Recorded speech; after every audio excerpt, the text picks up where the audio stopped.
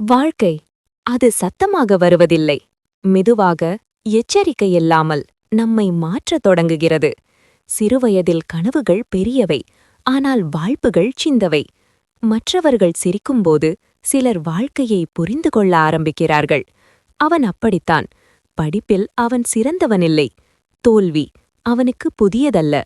ஒவ்வொரு முறையும் விழும்போது, நான் போதுமா என்ற கேள்வி அவன் உள்ளத்தை குத்தியது. ஆனால் வாழ்க்கை அவனை விட்டுவிடவில்லை. விழுந்த இடத்திலேயே எழுந்து நிற்க கற்றுத்தந்தது. வெற்றி என்பது ஒரே நாளில் கிடைக்கும் அதிசயமில்லை. அது தினமும் போராடி சேர்க்கும் நம்பிக்கை. சிறிய வெற்றிகள், சிறிய பாராட்டுகள், சிறிய முன்னேற்றங்கள் அவனுக்குள் பெரிய தைரியத்தை உருவாக்கின. இசை மெதுவாக உயர்கிறது. வாழ்க்கை மீண்டும் சோதித்தது. வேலை இழப்பு, கனவு உடைதல், தனிமை. ஆனால் இப்போது அவன் மாறியிருந்தான். வலி முடிவல்ல என்று புரிந்திருந்தான். அது ஒரு புதிய தொடக்கம். ஒரு நாள் அவன் பின்னால் திரும்பி பார்த்தான். எத்தனை முறை விழுந்திருக்கிறான், ஆனால் ஒவ்வொரு முறையும் எழுந்திருக்கிறான். அப்போது அவன் சிரித்தான். வாழ்க்கை அவனை தோற்கடிக்கவில்லை, அவனை உருவாக்கியது.